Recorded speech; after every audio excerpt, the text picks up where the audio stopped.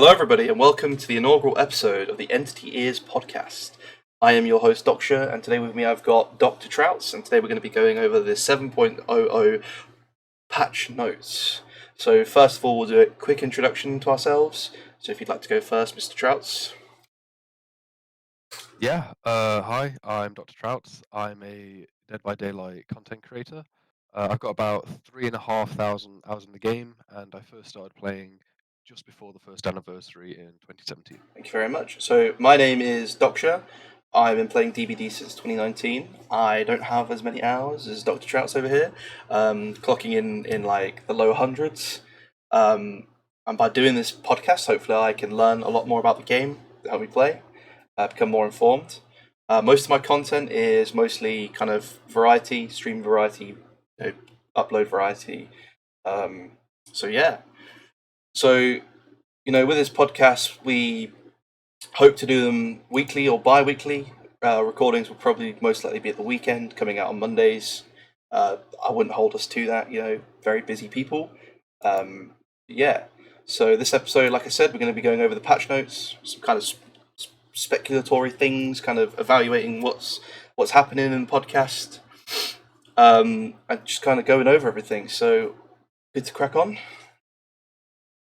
Yeah, let's go. So I think the Sounds first good. thing we're going to be talking about is the new killer. So let me just quickly switch over. So first things first, we're going to be talking about the new killer, the Singularity. His perks are genetic limits. When a survivor finishes the healing action, they suffer the exhausted status effect for 24, 28, and 32 seconds. So, in terms of how good this is, what would you say, Mr. Trouts? It's definitely a decent perk. It's not rubbish by any means, but it's not. I wouldn't say it's necessarily meta. It's definitely better than stuff like Septic Touch from the Dredge, because perks like that in the past have required a terror radius or some kind of limitation, whereas this is just after a survivor heals, they get exhausted. Um, the only issue is being outside of chase 32 seconds. Sometimes you might get it where the survivor recovers from that already before you can go into a chase with them, so it doesn't really have too much of an effect. Or like the Huntress, they might have add-ons for exhaustion, so you don't really need to run this perk necessarily. But it does give some utility to killers that might need to get rid of exhaustion effects more than other killers. So it's definitely Are a there decent any are there any perks that you could see like this replacing? Like, are there any perks that you would see yourself perk. using over an existing perk? Uh, as mentioned previously, probably Septic Touch. I think I'd probably replace it with that. I never really used Septic Touch anyway, outside of healing builds. But I wouldn't say it necessarily replaces a perk for me, but rather it's just another addition that I might consider when making a Okay, build. and it's in terms of what killers you'd use it on, it's not really specific to any type of killer. It's just an overall good anti-healing perk. Yeah, exactly. Like any killer can make use out of this. Obviously, as I say, some killers don't have exhaustion add-ons, whereas some do. Clown lost his exhaustion add-ons, I believe, in his update a little while back. So this gives him some counterplay to exhaustion, life, Yeah. that kind of thing, or sprint burst. But killers that already have exhaustion perks, exhaustion add-ons, sorry, in their kit still, they have obviously another way to deal with it. So they might not be as willing to use this perk as other Yeah. killers, but as you say, any killer can use this, and it frees up those add-on slots for other things if they don't Because use it for we that. are seeing like quite a high. Like, for example, exhaustion perk like life. It's one of the. I think I saw on Twitter. It's like one of the top 3 perks that's being picked. So it is a good counter to exhaustion perks. Definitely. After the Dead Hard change, you were seeing a lot more variety in our exhaustion perks. I'm seeing Sprint Burst, Lithe, even Balanced Landing a lot more, even after the nerf several patches ago. But yeah, after the Dead Hard nerf, we're getting a lot more variety of exhaustion. Still the Yeah. same amount, still a good amount of exhaustion perks. I'd say maybe out of every 4 survivors, 2 or 3 are using an exhaustion perk. So you're definitely going to get value out of this perk if you use it. Um, it's just whether it's worth a perk slot Yeah. for it, because obviously there are a lot of other strong perks out there at the moment. Okay. So I think we're going to go on to the the big perk, the one that everyone's talking about, forced hesitation. When a survivor is put Yeah. into the dying state by any means, all other survivors standing within 16, 16, 16 meters around them suffer the hindered status effect for 10, 10, 10 seconds, reducing their movement speed by 15%. This perk goes on cooldown for 60, 50, and 40 seconds.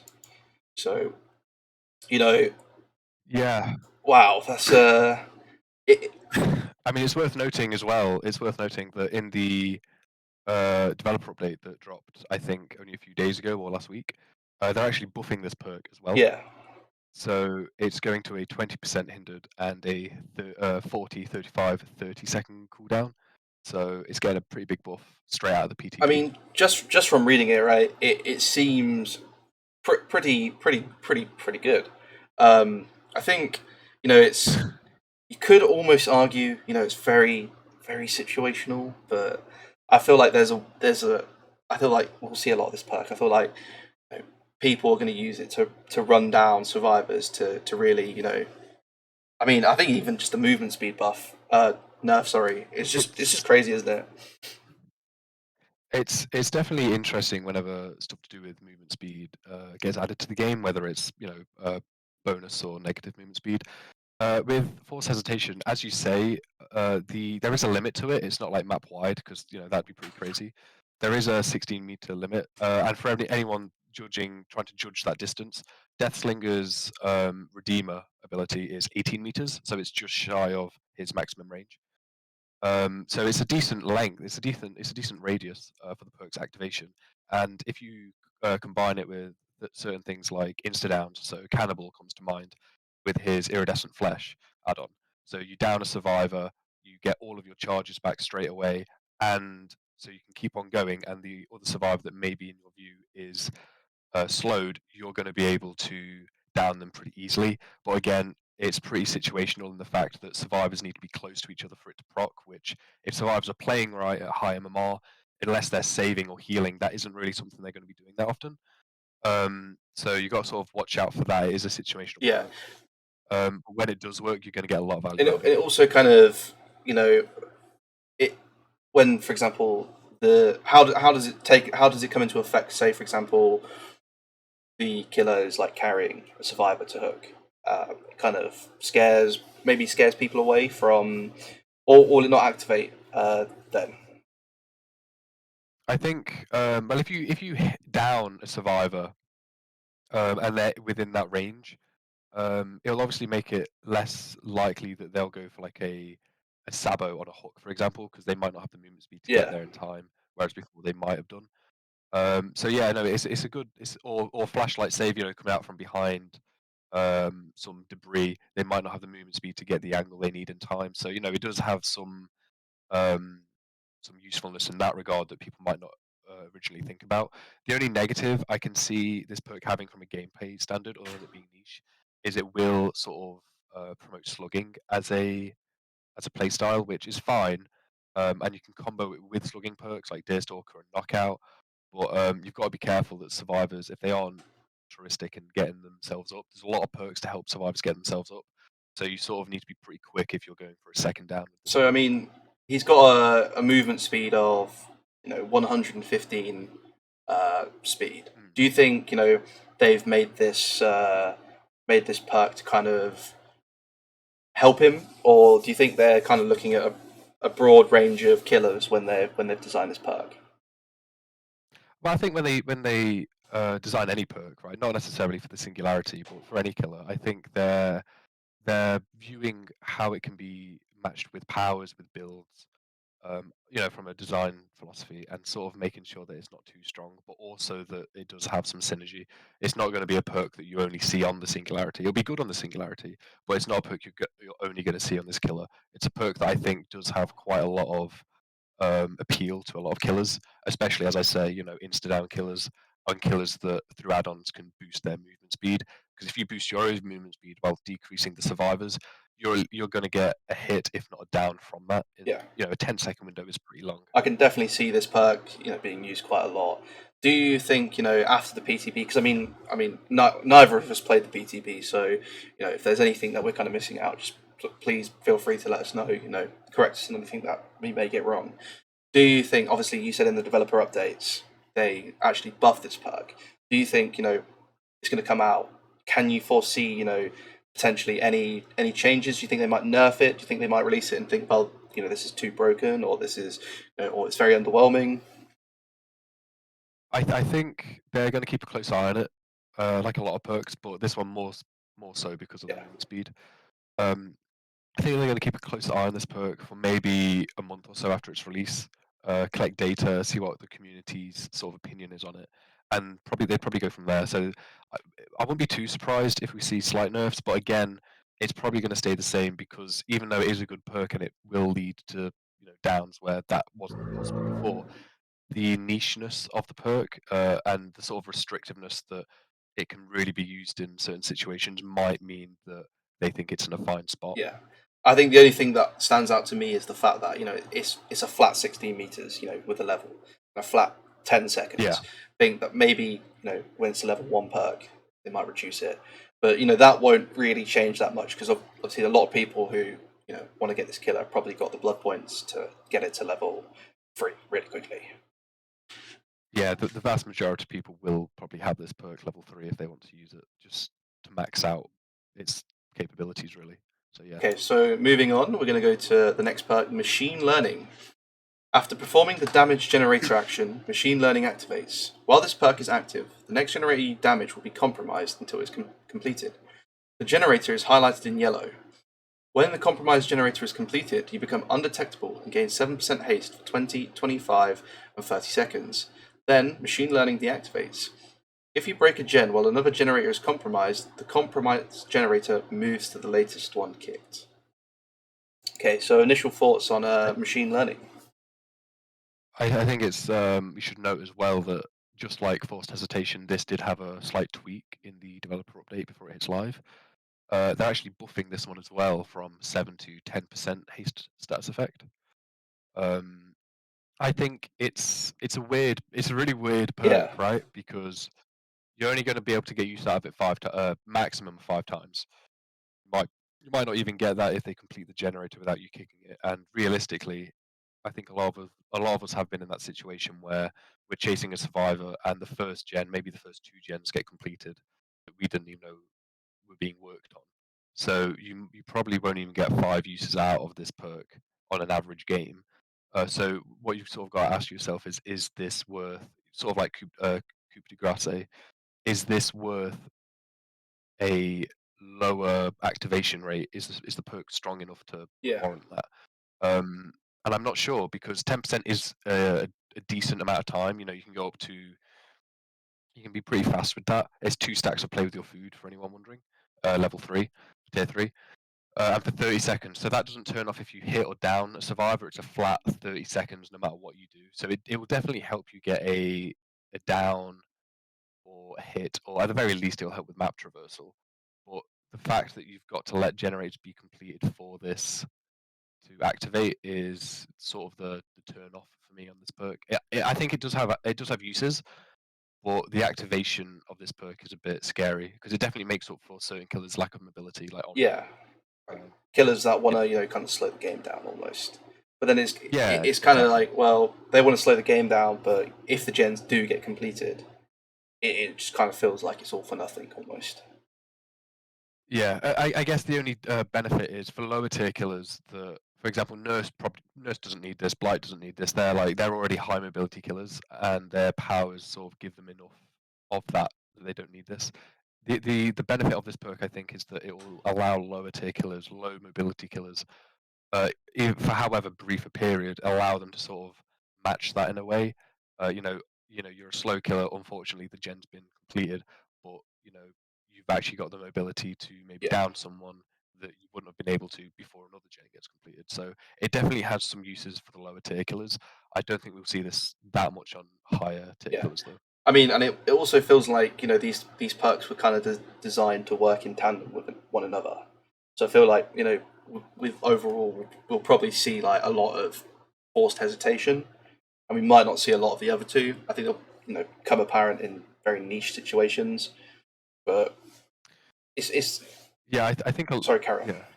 Sorry, I was gonna say yeah. I think you've got sort of hit the nail on the head there. A lot of these perks are niche, and they're gonna find their own spots in people's builds and playstyles. I don't think any of these perks are meta, um, but I think they are good enough to add for certain builds, and I think they might be sort of pillars in certain builds. But again, Yeah.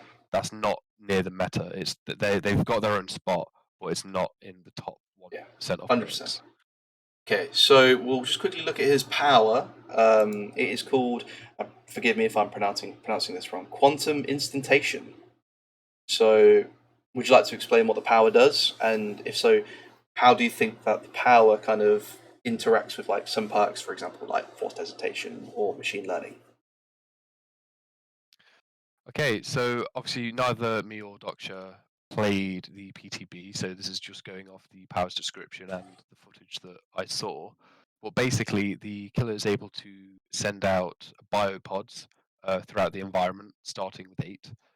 And the killer can use the biopods to track survivors, like look through it as a sort of camera and teleport to them. And when you do teleport to a survivor, I think they've called it slipstreaming. So when you slipstream to a survivor, you enter overclock mode, and this allows you to, for a brief period, I think it's just less than 5 seconds, allows you to not be stunned by pallets, and also increases your pallet breaking and window vaulting speed by 75%.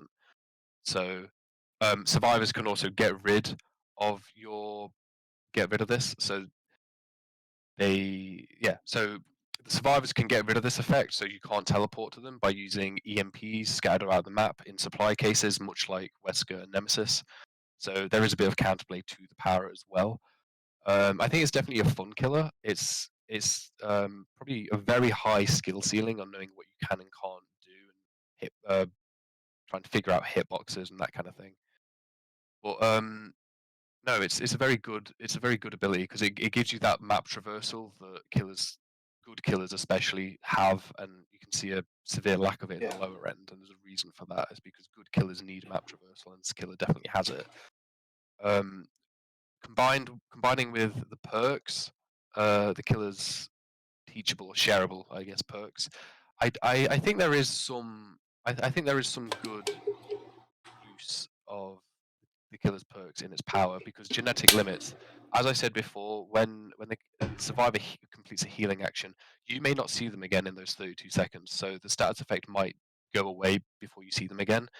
Whereas now, if you've sort of got a lock on where that survivor is and you're able to teleport to them, you can almost guarantee that they aren't going to be able to use an exhaustion perk in that chase. And again, increased movement speed with teleportation. It's sort of just hand in hand. It sort of adds to itself and allows you to get into chases much faster and end them a yeah. lot faster as well. So I completely agree with what you're saying. The only doubts that I kind of have with this power, and you might correct me if I'm wrong, is it feels like it's very map dependent.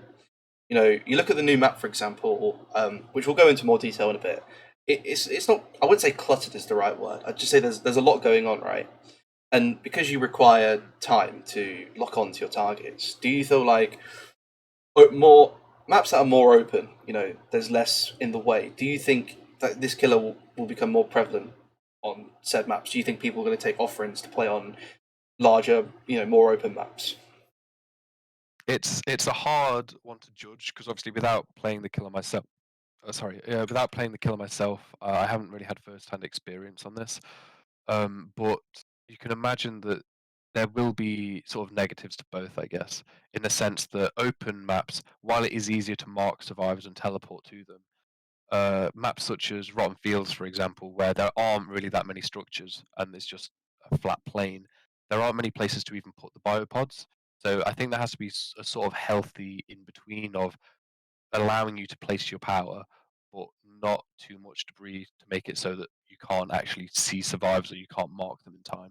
Because with the new map, as you say, and maps like Leary's as well, by the time you go into the biopod and try to mark the survivor, they might have turned a corner and they're out of your line of sight. So I think very close maps, like the new map, as you say, might not be for this killer, and you might see a lot more map offerings when using this Didn't killer they? or going Didn't they against. change his number of pods? Didn't they reduce it from 7 to 5? Yeah, yes, exactly. Where is it? I can't find it exactly, but I think they did change the number of pods Yeah, in his power. decrease the number of supply cases to 5 was 7. Uh, Oh, actually, no, no, that's a buff then, because that's the survivors' EMPs. So you're going to see less supply crates around the map, so survivors get the killer's ability off them a lot yeah. harder. 'Cause there's less of those, um, I guess, elements around the map for them to interact with. So it seems like an alright power. It doesn't feel like it's anything massively broken, because it's kind of you've got characters characters for example that can traverse the map, and like for example Blight, Yes. Nurse. These killers, the reason why they're so broken is because it's very hard to impede them moving. Whereas you look at killers like the Yeah. Dredge, Singularity, you can kind of restrict their movement and their ability to teleport. So I think with this killer, when it comes out, unless there's some broken build that somebody's already kind of formulated, I don't think it's going to be like an S tier killer. I think it's going to be kind of like a kind of B ish almost. It depends what perks you kind of line it up with. Yeah, I think you're exactly right. Behavior has gone out of their way to kind of make a lot more counterplay in recent killer powers. Dredge is an excellent example. Just like Singularity, he's got map traversal through lockers. Obviously, Singularity has it through the biopods, but there is that built-in counterplay. You can lock lockers, you can use EMPs, you can go around out of the field of view for Singularity. Whereas older killers like Nurse, there isn't really too much that you can do to sort of stop or impede their power directly.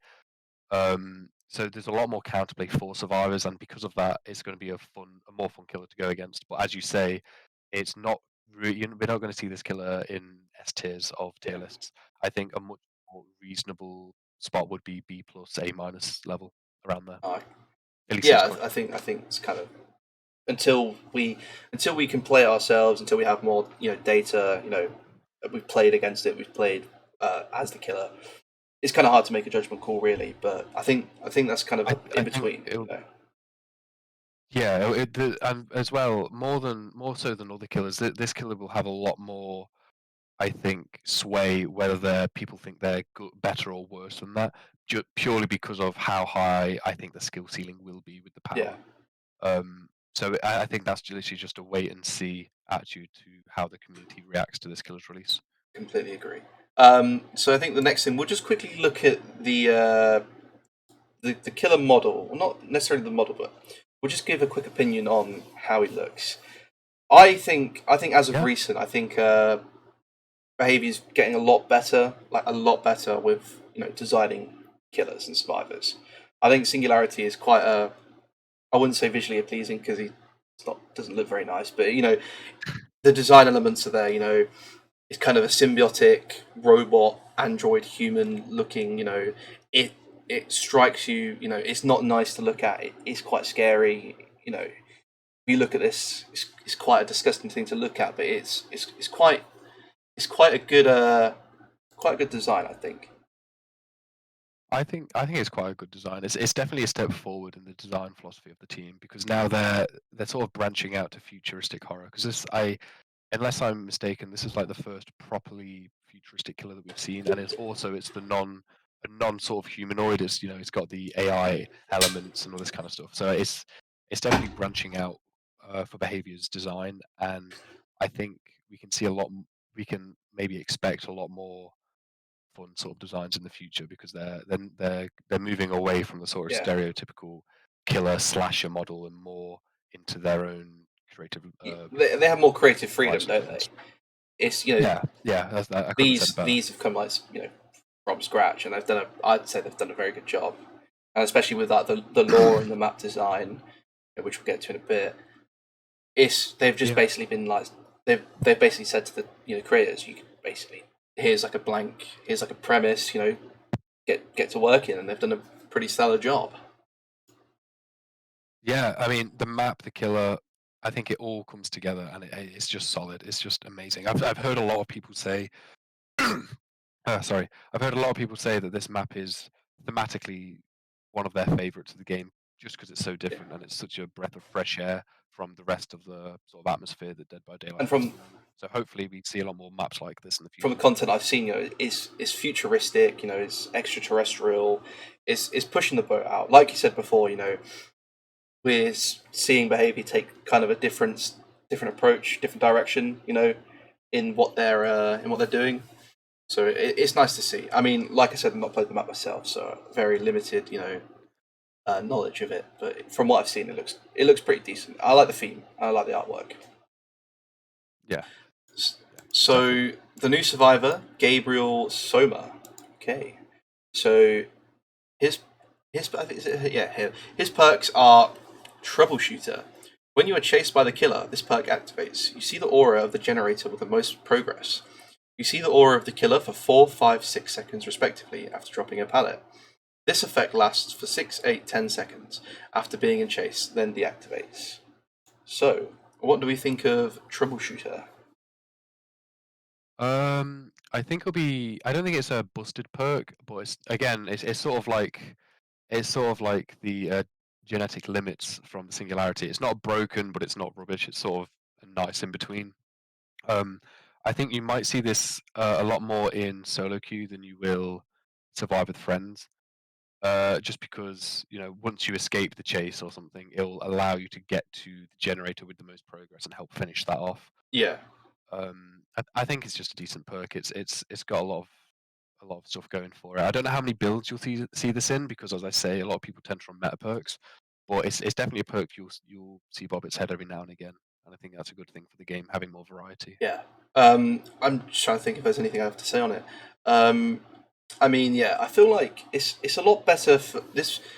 In a way, this perk feels like it's better for the higher tiers of the players. But then at the same time, the rewards you're getting from using it don't really help those higher tier players. If you get what I'm saying. I think that's true because lower tier, lower skilled players tend to sort of look ahead. They aren't really looking around at their surroundings and chase, so they aren't really going to be getting the full benefits from this perk that more skilled survivors might do. They look around, they look behind them. They're careful of their surroundings, not to sandbag their teammates that are working on generators. So I don't think lower tier killers will get the full effects. But just as you say, higher skill survivors, they might not need the effects that this perk can give. So it's at a weird. It might be the case that it's in a weird spot where neither high nor low skilled survivors really need it. So it's in a bit of an odd place for that. And also the fact that it only lasts 10 seconds after starting a chase sort of restricts when you can use it because you might want to save the pallet, you might want to loop a few extra times before you drop it, but then because of this, you might want to get the effects of this perk, so you might drop the pallet early just to get the Yeah. effects from it. So it's sort of it might not help as much as it could. It's quite a weird perk to look at, and I think as the coming weeks or months go by, we might see where this perk sits specifically, but it's definitely an interesting one to keep an eye on. Okay. Yeah, I agree with what you're saying. I mean, it gives aura. It gives some nice things, but it's kind of like it's meh. If I had to describe it in one word, it's very meh. So It is a mech perk, yeah. the next perk is made for this. This perk activates while you're in the injured state. You run 1, 2, 3% faster. After you finish healing another survivor, gain the endurance status for 6, 8, 10 seconds.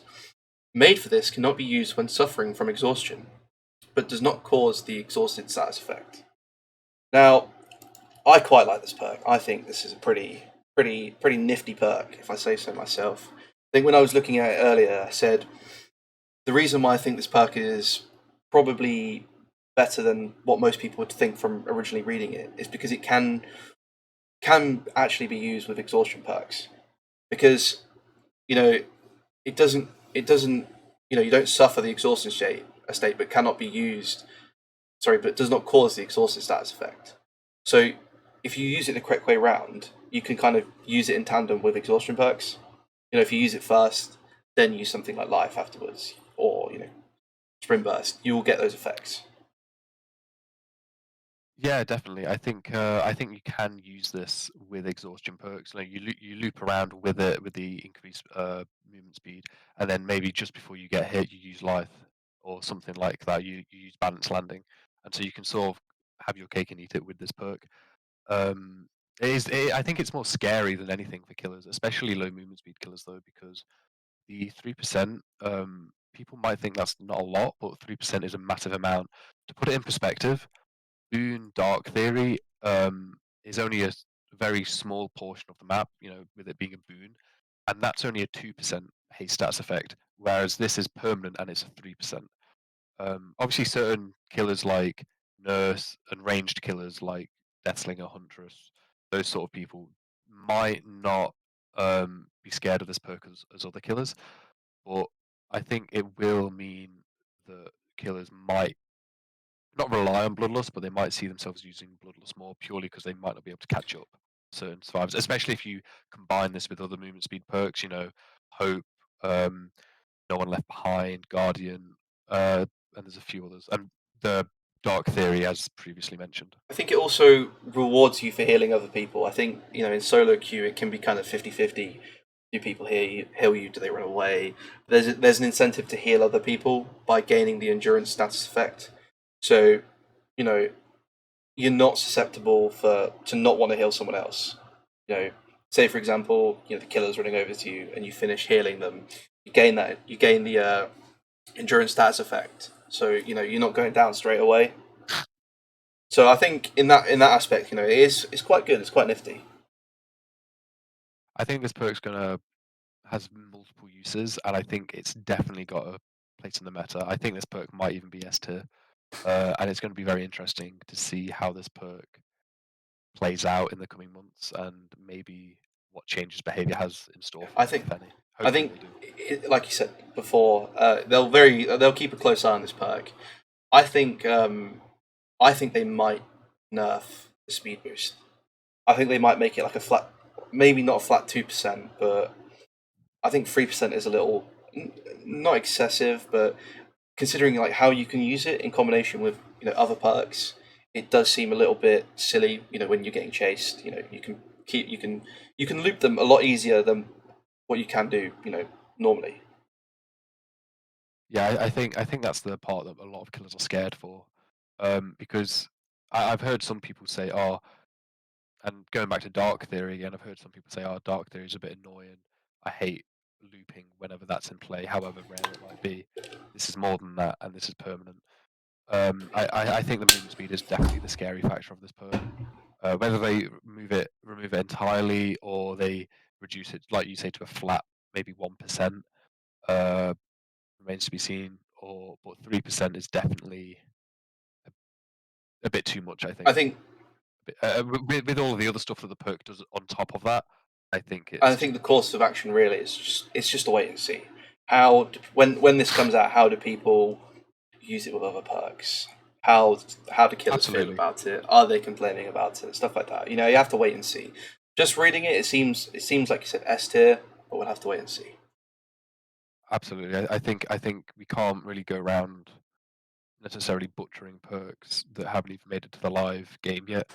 So even though I think we should be wary of this perk, I think we should keep an eye on it. I think that's definitely the right course of I'm action. just seeing, did they mention anything in the developer update? I don't think they did. Did they know? No, no, I don't think it has been changed from the PT. I think the next perk has, Yeah, but made for scavenger this, has, I yeah. think is the So same. the next, the talking about the next perk. The next perk is scavenger. So this is, while you are holding an empty toolbox, this perk activates. Succeeding a great skill check while repairing gives the perk 1 token up to 6, 5, and 4.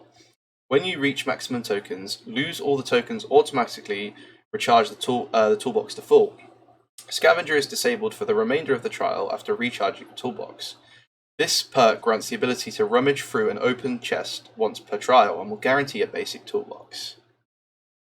So, what are we thinking? I think. Well, I get. Firstly, again, I think this is the last perk that they changed in the developer update. So they've made it so the number of great skill checks required has been increased to 5 rather than 4. They've also made it so once activated, the generator that you're repairing, the repair speed is reduced by 50% for 30 seconds, and they've also made it so Scavenger can now be used more than once per trial. So with those changes, you'd kind of think that maybe when it was being played out in the PTB, it was maybe a little too good for what it was giving. Like it's not the not the best perk, not the perk that someone's going to take every time. But when it was being used, it was a little too good. Yeah, I think although not everyone can take, I think personally, I think it might have been before the change in S tier perk, because even though not everyone might have taken it, a lot of people would have seen the value in having instantaneously having another toolbox with the add-ons on as well. Obviously, brand new part would have been used up. The add-on wouldn't have been saved after you used it, but if you use the increased repair speed and the increased charges on the toolbox, on whether a commodious toolbox or an engineer's toolbox, you would have had two of them essentially on the same generator. And we've seen other perks as well, like built to last, where you can sort of have that effect. But the only difference is the reason that was, I guess, sort of balanced was because you had to take time to run away from the generator, go into the locker, wait a certain amount of time, and then run back to the Yeah, generator. So the time to sort of activate it was enough to warrant that. Whereas Scavenger, at least before the change, um, didn't have that sort of negative. It was sort of an instantaneous. You've got the toolbox back, which scared a lot of people. I think the fact that they've made it the generator repair speed reduced by 50% for 30 seconds, I think that's made it a lot more, I guess, fair. But the downside is that you, it you can sort of, instead of completing the entire generator and healing someone, you can now complete that, get the toolbox back, heal someone in that 30-second window, and then carry on the generator. So arguably, you're still saving maybe the same amount of time, if not a little bit less. So it's good that it got a nerf. I don't know if it's enough. I know people, big streamers like Otstava and other people are very wary and sort of cautious about this perk hitting live servers. Um, but I think just like made for this, we're going to have to sort of keep an eye on it and see what happens, because you don't go against four-man Swifts every game, all of them having scavenger, but with it being a possibility, I think is the scary thing. Like it yeah. could So do like that. for example, you got if you're in a game and you've got like four people on the same team who all come in, maybe even competitive teams.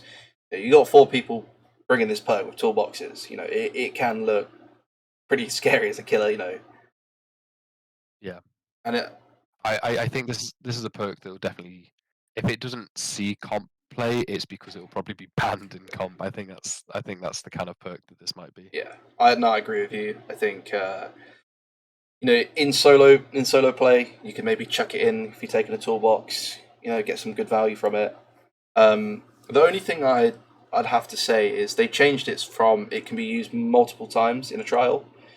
Why do you think they did this? Do you think there's like a reasoning behind it, or do you think that because they nerfed it, they could warrant putting it in so you could use it multiple I times? think I think because of the nerf, they've tried to compensate with a buff. I don't know if it's the right buff or if it needed one, but I think that might be. I'm not sure.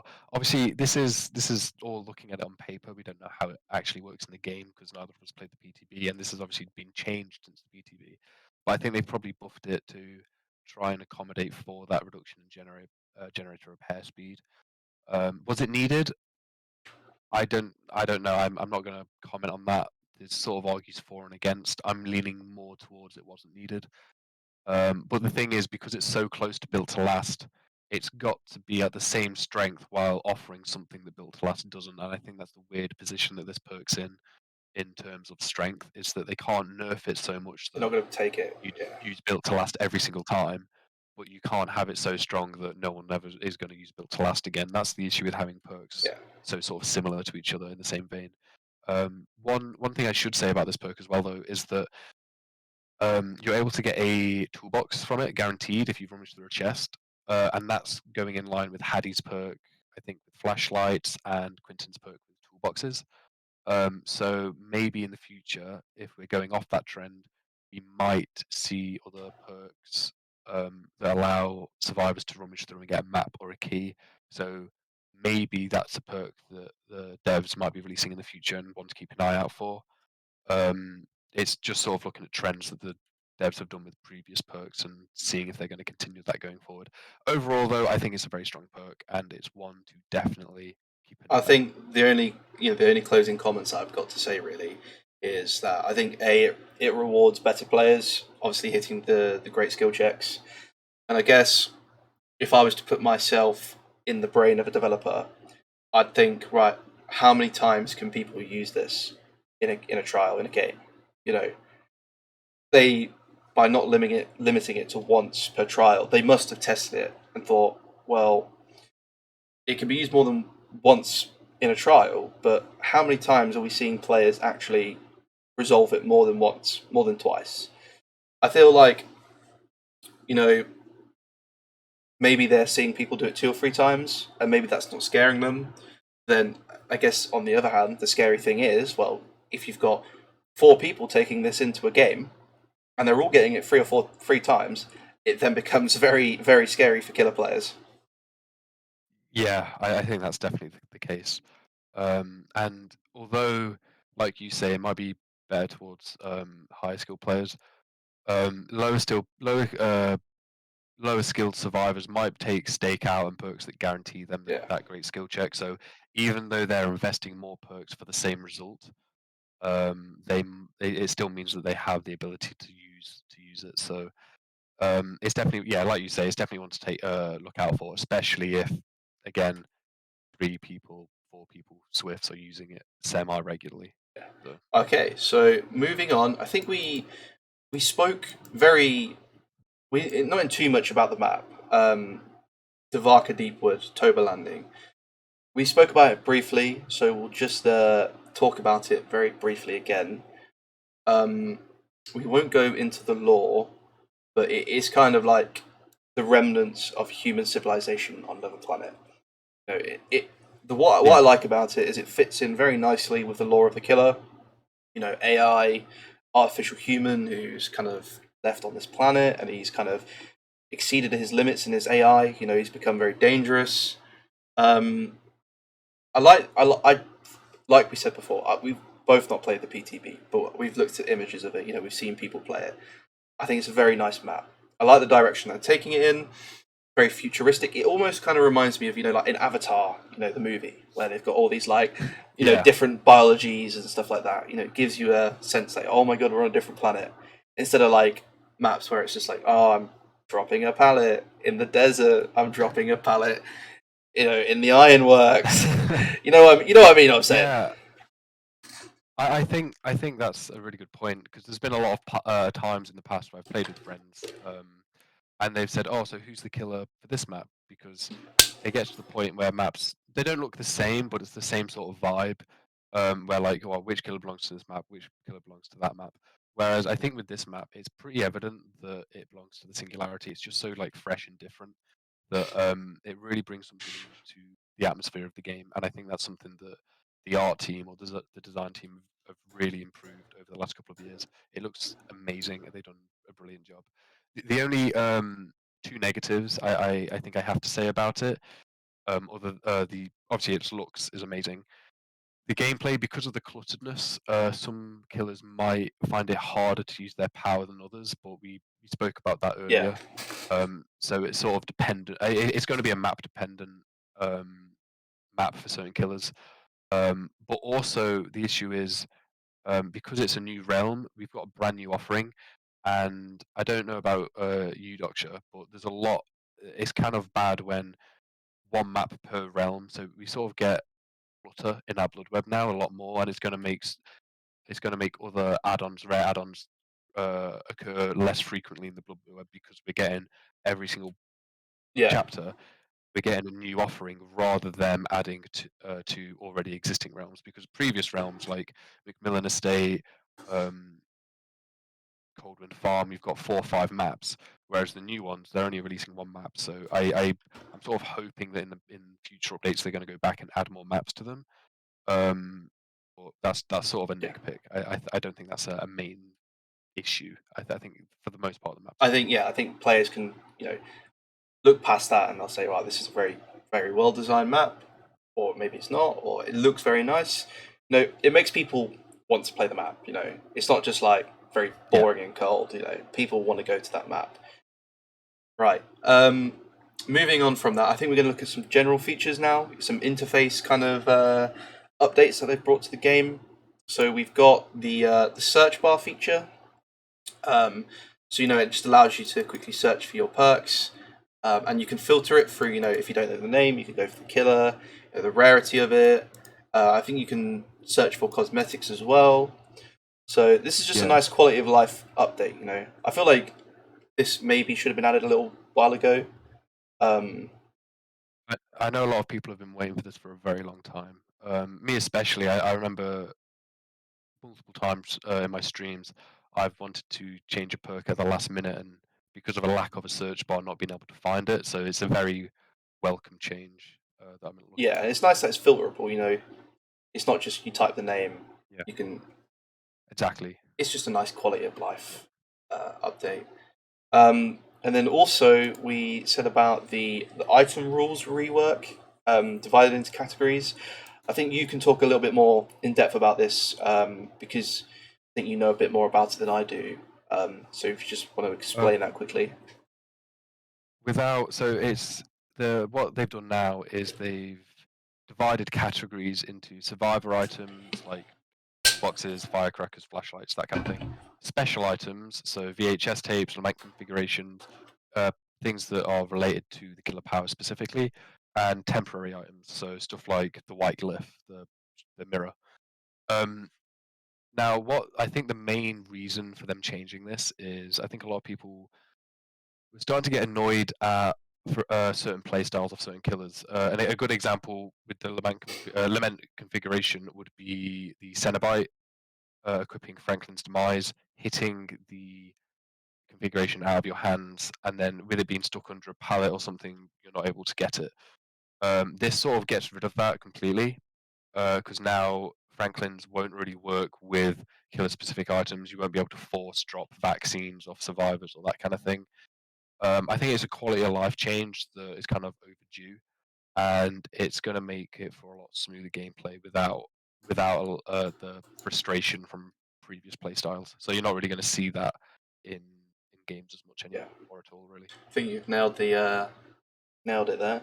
Um, and just for temporary items that do not return to a player's inventory at the end of the match, e.g., the white pocket mirror, stuff like that. It's Yeah, just nice quality of life, smoother interface, less clunky, just creating a better gaming environment, for everyone. Um, yeah, so now we're going to look at the tweaks to the different killers. Most of it is just add-ons. We will discuss the ghost face power. I think that we could consider them buffs um, more than anything else. So the first one is the artist.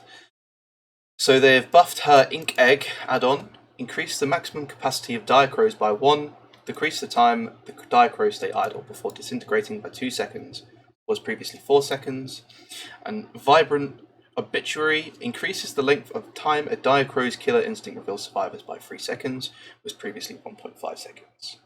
So I know it's just small buffs. I think we discussed about this previously. It's it's probably just the devs looking at these add-ons and thinking, they're probably not being used as much as we'd like them to, or people aren't getting enough value out of them. It's not changing the course of games too yeah. much. So The issue is I don't know if this is enough to make killers run them with. I mean, Vibrant Obituary, for example, the killer's killer instinct only really happens when you slightly miss your attack, and so doubling its duration by a second, second and a half isn't really what players are looking for. They might want to rework the add-on, but still, it's a buff at the end of the day. A buff's a buff. Hopefully, it will lead to some people maybe finding some sort of value, some sort of build in it that I'm not seeing. And Inkcake especially is a very rare add-on. You kind of want it to do yeah, quite good things. So I guess we'll see going forward. But at the end of the day, I think these are maybe too small of a buff for any meaningful gameplay to be impacted by it. But a buff's a buff, and I think I take guess it. the way we kind of value this, or we kind of judge its value, is if you saw this on your blood web, Dan, would you take it? I think that's a really good way to sort of see these changes in a sort of and that's a good way to see this. I think I still wouldn't use get vibrant obituary purely because even though it's a buff, even though it's being doubled its value, it's just the effect just isn't what I'm looking Yeah, for when I play artist. So I still probably wouldn't take that. Ink egg, bit of a hit or miss. I know some very good artist players that have gimmicky sort of builds that involve yeah, this add-on. So I might get one or two, but it's not an add-on that I'm looking for when I start a Bloodweb. I see. Okay, so next is the Nemesis. He has had 3 add-on changes. First of all, being damaged syringe increases time it takes survivors to use a vaccine by 3 seconds, was previously 2 seconds. Increases length of killer instinct when survivors use a vaccine by 3 seconds, was previously 2 seconds. Tyrant Gore increases mutation rate when destroying zombies with tentacle strikes by 75%, was 50%. Decreases zombie respawn time by 7.5 seconds, was previously 7 seconds. And Zombie Heart increases mutation rate when destroying zombies with tentacle strike by 75%. So when we spoke about this, we said obviously it's kind of similar to the eyes. It's just minor buffs, but I think you had a quite a nice point on kind of how Tyrant Gore and Zombie Heart, getting the levels up by destroying zombies, stuff like that. Yeah, I think the real sort of value in these add-ons is going to be whether it means there's one less tentacle hit before you tear up with your power. Because if it's the same if it moves up on your display but it doesn't actually tear you up and it takes the same number of hits, is it really a buff? Not really. So we're going to have to sort of see whether that's the case, because if it does tear you up one hit less, then that's definitely a buff, a really good buff, and it might be worth consider taking. Well, I think that's one that I'm going to have to test on my own rather than just base it off Yeah, numbers. I mean, it's definitely I think it's in conjunction with a nerf Nemesis got a few patches ago in 5.5, where Martin's Blood, very good add-on, went from plus 100% to plus 75% mutation rate when hitting survivors. So these are obviously mutation rate when hitting zombies, but I think the buff is to sort of compensate for that nerf all those patches ago. Maybe if you combine it together, it'll have the same outcome. But again, that's going to have to be yeah. something I we don't really have test. much to say because I'm not a Nemesis player, so you have the more information. I just see that they're increasing it by half, so Yeah. it it's good. I just think, how does it work in tandem? Does it increase the? Because I don't like playing against Nemesis. I really don't like playing against him. He's.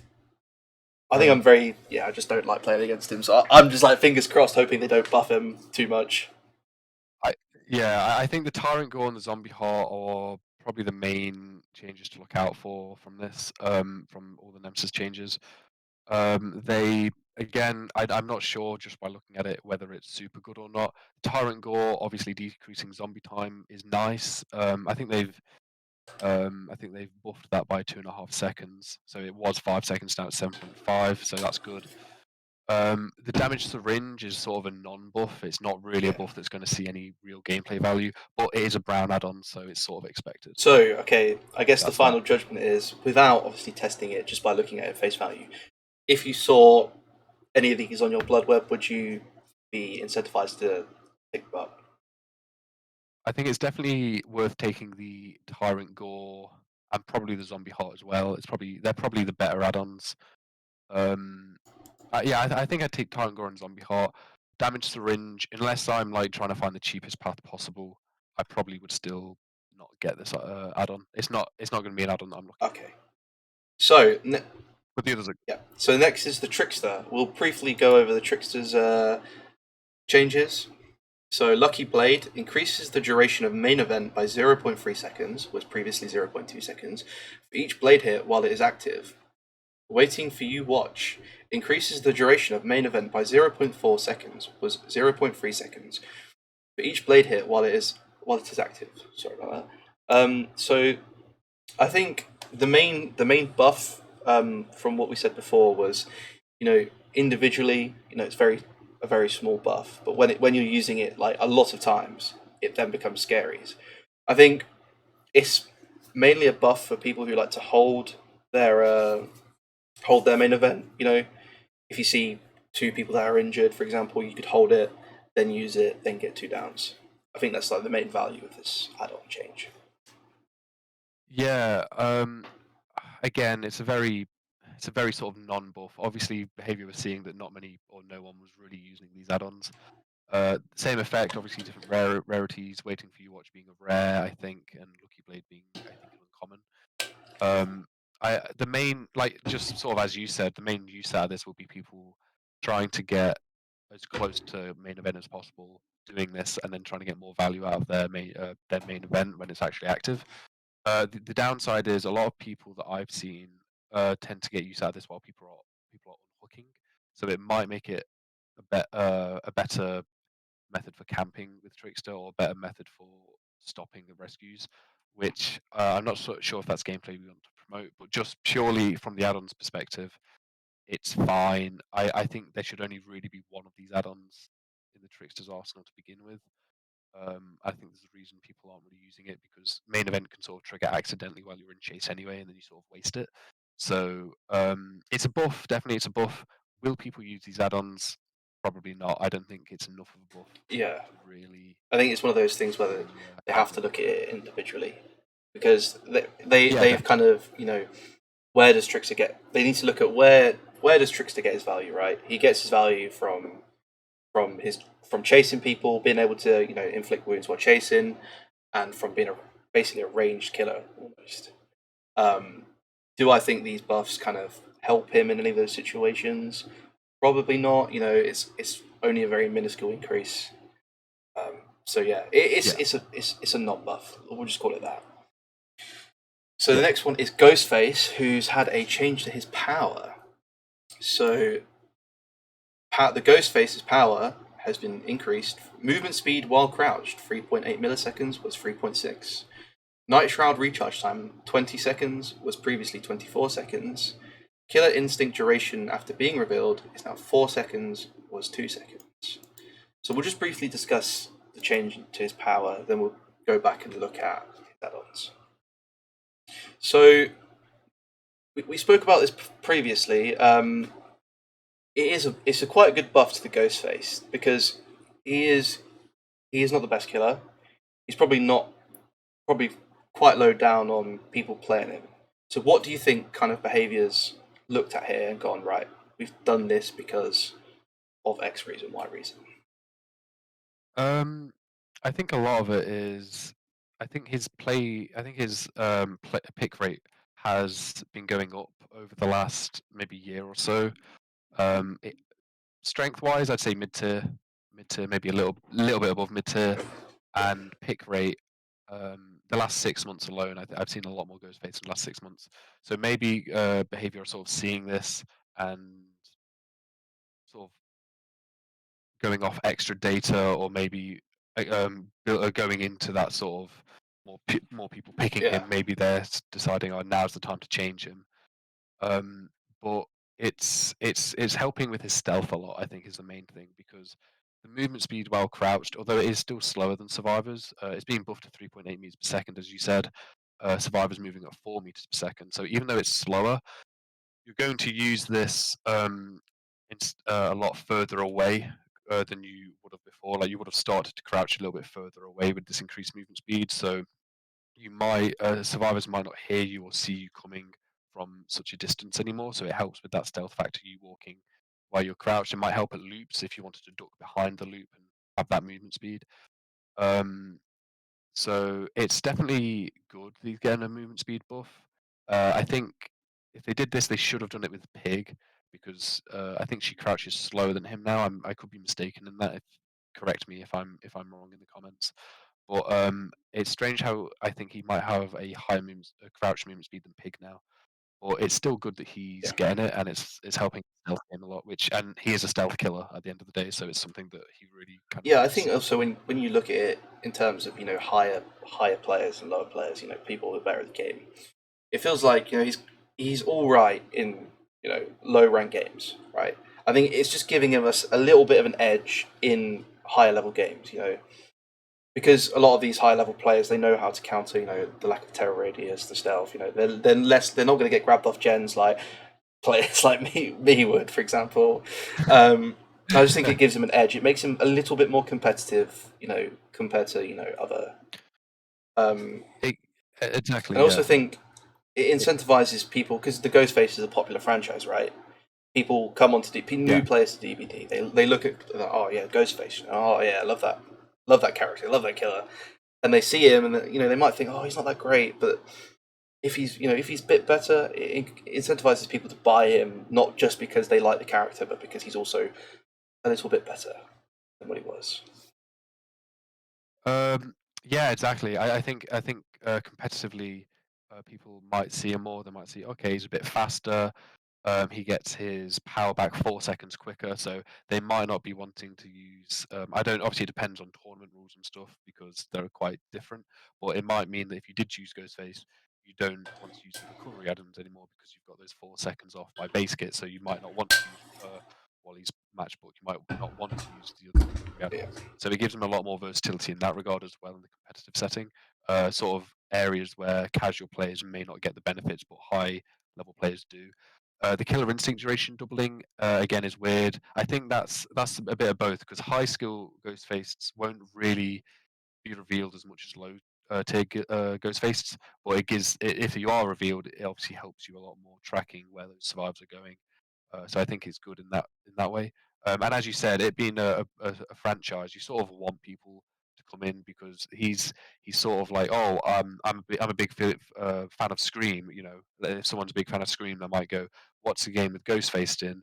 Oh, it's Dead by Daylight. I'll try it out. You don't want to have a weak power or a weak killer, and then those people stop playing the game. So I think it will yeah, help with people going in. I don't know if it's a big enough buff that you'll see it. The casual player will see it, but I think the high level killer will definitely see the changes in his gameplay a yeah. little bit. So moving on to his add-on changes, the knife belt clip reduces the terror radius by 12 meters, was previously 8 meters while crouching, and the night vision monocular, which a survivor that reveals the ghost face is inflicted with the exhausted state for 10 seconds, was previously 5 seconds. So, like we said before, nothing too crazy out of the wild, nothing majorly changed, just buffing what's previously there. Yeah, exactly. The knife belt clip is a strange one because it's a good add-on. You know, if you're in your power, if you're in the night shroud, you're not going to have a terror radius anyway, whether you're crouched or not. So this is only going to be in effect when you're not in your power. Your power's on cooldown and you're crouched, but that will reduce your terror radius by an extra 4 meters. So you'll go from a 32-meter terror radius to a 20-meter terror radius. And obviously, if you have other stuff like monitor and abuse and stuff like that, it'll go down to a 12-meter terror radius. It's not really something that you necessarily need with Ghostface, with this power being undetectable. But if for whatever reason you wanted to build a super stealth build, whether in or out of power, it helps. And it does help as well if you're crouched and going up to people, you've now got the increased movement speed as well as potentially a lower terror radius. So it's a change to an add-on that sort of complements the change to the actual baseline power. And I think that's a really nice change to see because we might see maybe a shift in different builds because of this. Maybe more people will use this with the Yeah, changes to the power. So I think that's definitely good, especially as I think Knife Belt Sheet is a uncommon add-on. So people are going to have quite a few of these in in their inventory. their Yeah, inventories. I Yeah, think sorry, I couldn't think of the word. Oh, it's a right. rare add-on. Sorry, it's not I uncommon. think from face value, from my perspective, I think the reason why these are probably a little bit of a buff, more than so than a non-buff, is because it kind of helps him where he's weak. For example, for example, he's weak in the chase. He's weak when he's revealed. These add-ons are just giving him a little bit more substance. When he's chasing you, when you've got his terror radius active. When he's being revealed. All these ways that survivors can counter his power. You know, that's where he's getting these little buffs in the add-ons. That's just I think Yeah, I think that's absolutely right. Because as you say, sort of from the moment he marks the survivors, essentially, as the killer, you're on a time limit to hit them before they aren't marked anymore. So whether it's increased movement speed, whether it's you're able to get that close the distance more before they notice that you're there with the lower terror radius, all of it comes together and sort of helps him in the chase where he might be struggling more because he is Yeah. at the end of the day he's a 115 killer without able to get higher mobility like Blight, for example. So it does help him with So that. Um, if you saw these sorry, on yeah, your carry on. blood web, would you take them? Um, I mean, going over the night vision monocular very quickly, before I say that, uh, being buffed to 10 seconds, I think was definitely needed because it's a very rare add-on. And there are also different ways with the new perk coming to the game that does exhaustion. There's now multiple ways that you can sort of inflict exhaustion onto survivors. So I think this perk or this add-on rather needed to be buffed in order for people to say, all right, this is good enough that I'm going to take this rather than I'll just run an Yeah. exhaustion perk. I'd rather do this. Yeah. So I and it means that instead of dropping a pallet and walking for a second or two while you're breaking the pallet and then going off, people might get sprint both or life back in the same chase if they're lucky. 10 seconds sort of makes it so that isn't really the case. So, especially for a very rare, people might actually start using this, I think. Whether I get these if I was on a blood web, I think I definitely get the exhaustion perk now. I think it's good enough that I'd actually actively see it. I'd want to take it. The knife belt clip, it is a rare. He's got other rare add-ons that maybe I might want, but with all the other buffs and obviously the buff to the recharge time, meaning I might not want recharge add-ons, it might make it so that I'm more likely to take it. Yeah, So yeah, I think the good thing about all these add-on buffs is there's nothing too crazy in there. There's nothing that stands out massively. So I think they're ones that behavior you can pretty much safely introduce. No consequences, no need to change them. So I think it's pretty swell. And then yeah, last of all, we've got the executioner change, which we know that they are reversing, but we'll talk about it a little bit because we you know the implications were quite interesting to say the least. So we'll discuss it a little bit, and we'll discuss why they wanted to introduce it, and then we'll discuss why they took it back. So they changed the executioner's power so that when hitting a survivor with punishment of the damned, that survivor is inflicted with torment. So they introduced this perk, and I think we both kind of agreed that the executioner is one of those killers where he's very good, and he's up there, but he has a high skill ceiling. So a lot of people you don't really see him too often, and we know that when they introduced this on the thing, they kind of pulled it back because a lot of people kind of said, well, the executioner is he's pretty good where he's at. He doesn't. He'll become a little bit too good with it. You know. yeah. I think the main reason to add on to that, the main reason I think behind the devs choice to try and buff this during the PTB was that lower tier survivors, killers, sorry, weren't actually able to inflict torment on survivors that regularly because prior to this change, the only way to do that was for survivors to run or walk through trails of torment. Um, if they crouched through it, they wouldn't be tormented. So it's quite a restrictive um, way for them to become tormented. And I think they wanted more people to get use out of the cage ability. Obviously, Yeah. with it being a daily and this kind of thing, some people might have been frustrated that it was quite hard to do compared to others. And just as a overall power gimmick, anyway.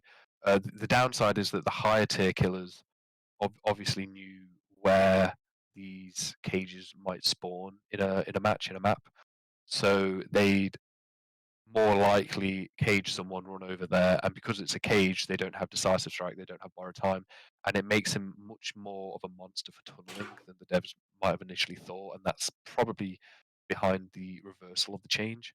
But the fact that they are looking into him, and they've said, I think, in the developer update that they do want to look at him more. I wouldn't be surprised if maybe not the next mid chapter, but the mid chapter after, we do start to see some sort of more in-depth changes to his power, maybe something to do with cages, maybe something more with torment that is around Yeah, this. So it's because circular fire. it's his like niche is that he can, he's the only killer that can essentially not put killers on survivors on the set hooks. So it would be nice to see him Yeah, being played more, but at the same time, because he's such a good killer, you can't be too, what's the word? You can't be too extreme with how you change him. You know, exactly. and I think it would have been Um, nice to be able to look at being able to try this myself. It would have been nice to play him in the PTB, but we can only go off what people have said, what people have responded with. So to be fair, it's probably safer that behaviour did reverse this change. yeah, I completely agree. Okay, so last of all, we've got the perk updates, which I will quickly scroll to now. So only three perk changes, nothing too crazy. So the first one is Pop Goes the Weasel. After hooking a survivor, the next generator you damage instantly loses 30%, or 20% of its current progress. Normal generator progression applies after the damage generator action. Pop Goes the Weasel is active for 35, 40, 45 seconds after the survivor is hooked. So what are we thinking there? Uh, yeah, so I think it's a Pop Goes the Weasel obviously has been in and out mostly in the meta for the past couple of years since its release. The biggest thing is it's still current progression, not total progression, which I think might turn a lot of people off from this perk. But the fact that it's going from 20 to 30% means I think it's going to come into play a lot more than it has been in the last couple of weeks or months. Just especially for killers that can sort of teleport to generators um, quite frequently. People like Freddy, people like Demogorgon, for example. I think they're going to get a lot more use out of this perk, and it's something that you're going to see more in matches coming forward. It's kind of strange, and Oddstava actually put this on Twitter somewhat recently. It's kind of strange that this perk got buffed rather than other gen regression perks, like Thanatophobia, Dying Light, Grim Embrace even. Maybe it's because of the nature of the perk incentivizing hooking survivors, and so having an active role in gen regression rather than a passive role like Thanatophobia.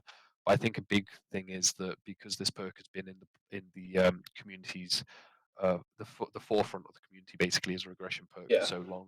I think that sort of pushed the survivors to change it rather than those other perks. But it's definitely a good perk now, and I would suspect, sorry, that we start seeing it a lot more after the update. I think it's Pop Goes the Weasel, as you said, is it's used quite commonly as a perk, and you see it a lot on killers that want to slow the game down.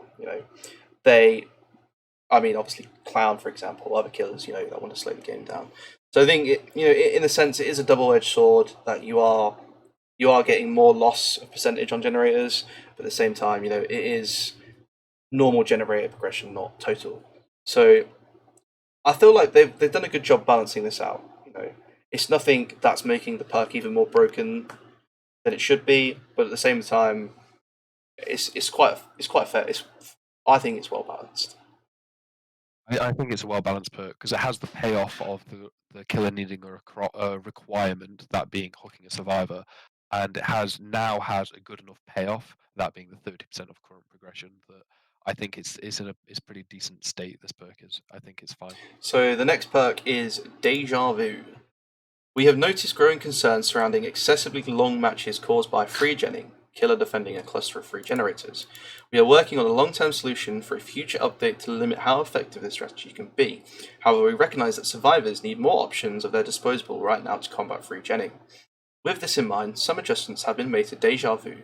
The perk will now reveal the auras of free generators which are in close proximity to one another. Previously, 30, 45, and 60 seconds respectively at the start of the trial, and every time a generator was completed, and grant a 4, 5, 6% generator repair speed bonus on the revealed generators. Previously, 3, 4, 5%. Now, I have some very strong opinions on free genning. You know that, for those who don't know, my least favourite killer is the Skull Merchant because I just I just hate being free gen. Now,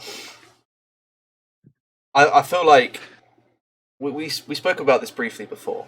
because I obviously came to you and I said, right, I bloody hate the Skull Merchant. I really don't like it. Um, Yeah. and there is the solution of, well, you can spread the gens out. You need to be more methodical in your approach to doing gens, which in high level games, they create less dead zones for themselves. So it's not too much of an issue. But we said that Yeah.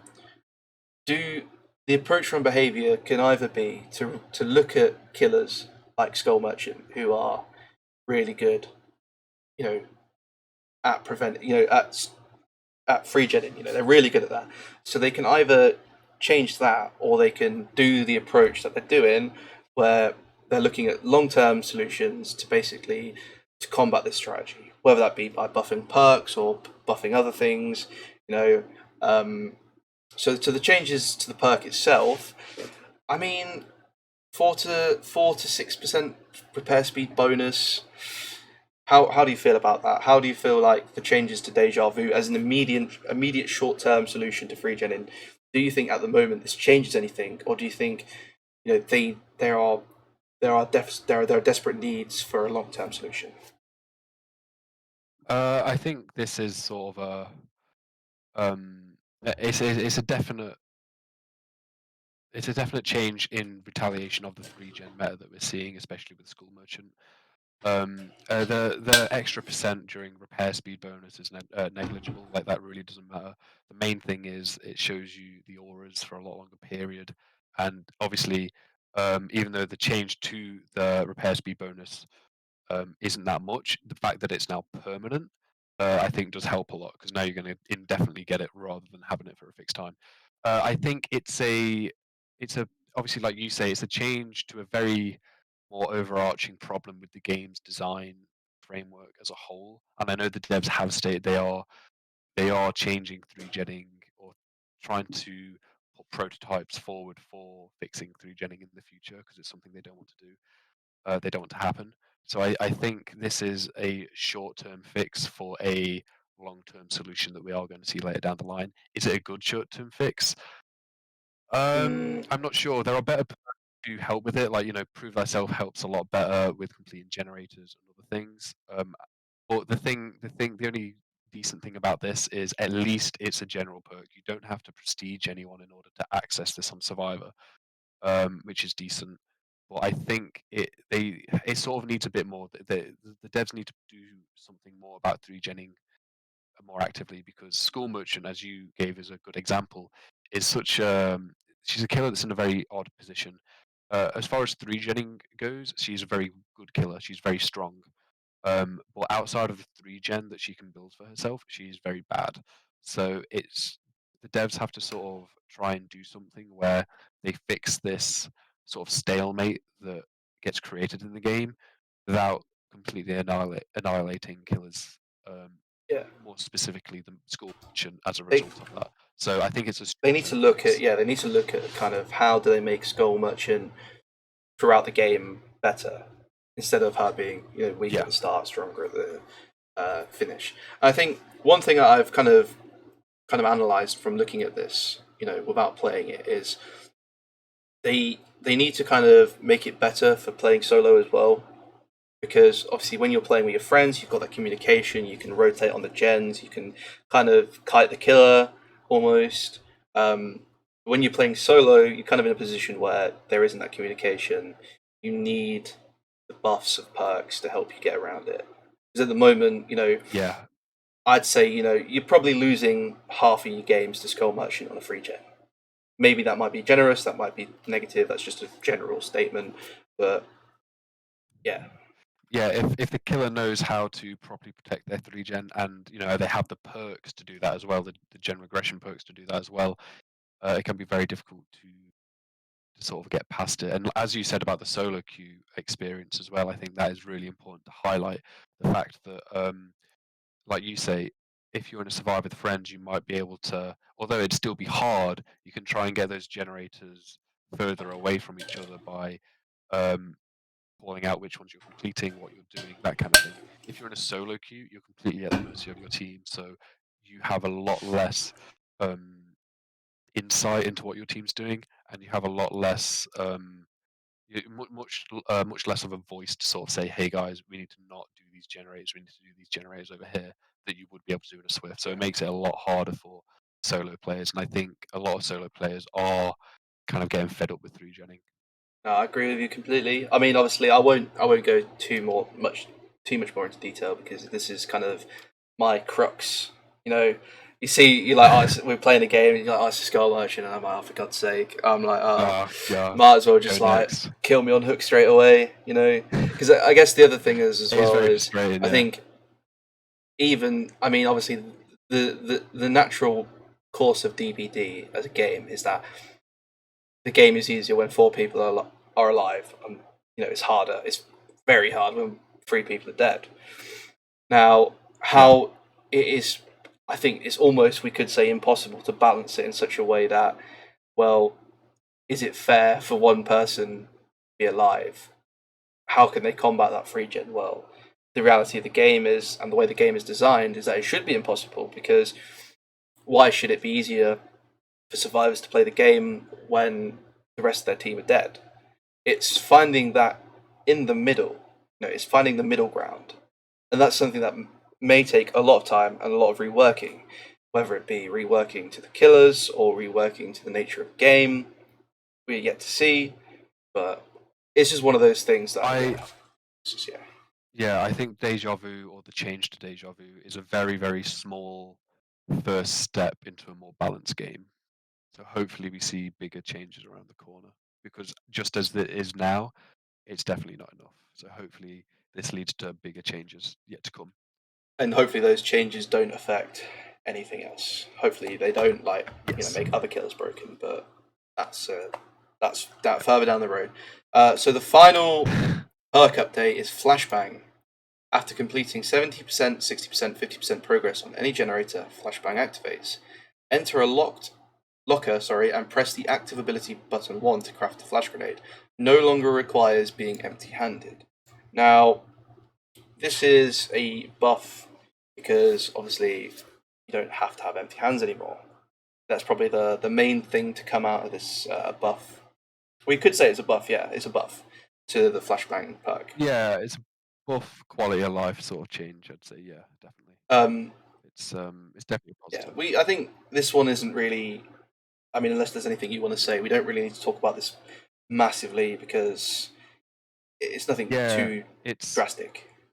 it's not a change that will make you rethink whether you need to run this perk or not. It functions exactly the same.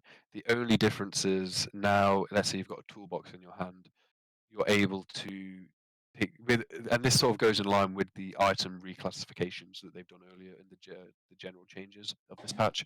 You're now able to hold a flashbang and a toolbox, instead of having to juggle all these items and put one down, go into the locker, use it, go Yeah, back to get your toolbox. It just makes the flow of gameplay a lot smoother, and it's just a really good it quality of just life makes it more change. accessible as well, doesn't it? It makes it more Yeah, accessible for newer players or lower level players. It's just an yeah, accessibility change, and I think yeah, definitely. I said to you before. I said, would it be a nerf or a buff if you didn't have to enter a locker? So I said, would it be a buff or a nerf if you could craft a flash grenade, just in the open? So what would you say to that? I think if you could do it out in the open at any time, I mean, obviously, it definitely would be a buff because you don't have to waste the time going through a locker. Whether it's a warranted buff or not is a different discussion. I don't think it is.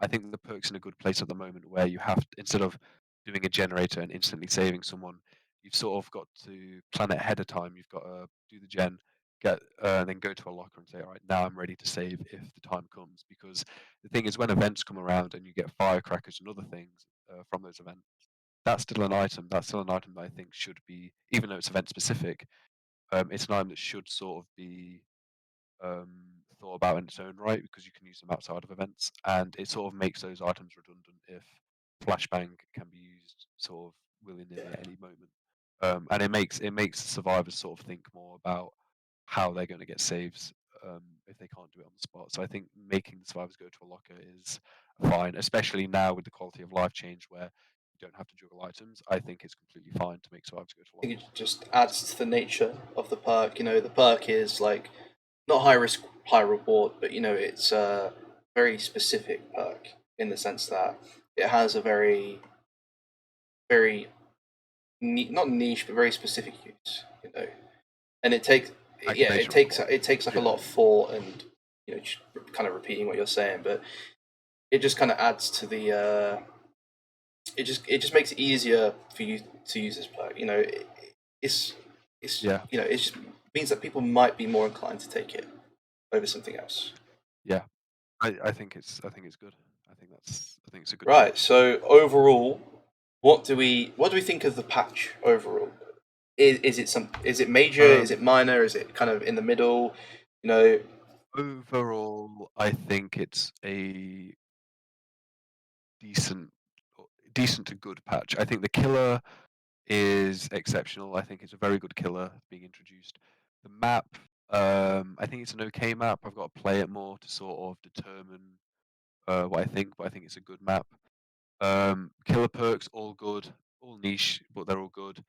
The only all good on generic changes, killer changes, everything's fine. I think the only thing to look out for is the scavenger and made for this survivor perk. I think that has the potential to make this a bad patch.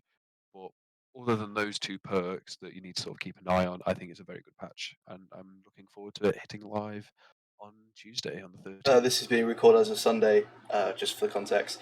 Is there just also Yeah. is there anything that you kind of think that you wish they'd added? Is there anything that kind of they missed, or is there anything that you would have liked to have seen in this that you think, oh, this has been coming up time and time again, they should have addressed it, or is there you think it's fine? At the moment, I think better or more regression perks. Maybe not all of them, because if you buff all the generated regression perks at the same time, you sort of make another issue for yourself in the fact that there's too many good regression perks. But I think they should have buffed perks that maybe haven't seen any play, because I can't remember the last time I saw someone play Dying Light. Even though Pop Goes the Weasel wasn't necessarily strong prior to this buff, I was still seeing it being used. So maybe I would have liked to see the buff of more lower or lower used perks. But other than that, it's fine. Yeah, I know. I agree with you. I think it's a fine patch. It's It's fine. got all the necessary things. I mean, I guess, like I said, the only kind of grievance I have with the game at the moment is this free genning business with uh, Skull Merchant. So it's a nice start. Obviously, if I had it my way, I'd ban Skull Merchant, just remove it from the game. We can't all have what we want, so you know, I'll have to take this deja vu buff. I'll have to Yeah, take take it and Deja run in with for it. now. So I think that brings us to the end of the podcast. I think in terms of podcasts going future, I said we'll aim to get them done bi-weekly. Obviously, don't hold us to this. I think there'll probably be more content when major changes, big patches happen, stuff like that. That's when you're more likely to see more content from us. Going forward, we're hoping to get some more people on the podcast. We're looking. I mean, we've got it lined up. Get some Yeah, special we've lined guests up in. some special guests for killer specific episodes. So I hope you look forward to that. If you Stay stay tuned for tuned, that. if Yeah. you've got what I guess type in the comments. What do you what killers do you want to see the most? And I guess that will kind of influence which order we do it in. So Yeah, because we want to hear from you guys just as much yeah, as anyone else. If you guys want to hear our opinions on something, we'll happily add it as part of a we want to hear podcast. your opinions. We're not perfect. We get things wrong, especially me because I'm considerably less experienced when it comes to DVD as opposed to Dr. Trouts. And if you've made it to this point, thank you for watching. Leave a like, subscribe, let us know your opinions on everything, and thank you for watching. It's been a pleasure. I think the Watching, next guys. episode is going to be looking at the Reddit Ask Me Anything that the developers did. So I think that'll be a slightly shorter episode, and it will be more generic. We'll kind of do more speculation. We'll kind of do some guessing into what we think they'll do to rework certain characters and respond to the information as necessary. So once again, thank you for watching. It's been a pleasure. I hope you all enjoyed the first episode. See you next time.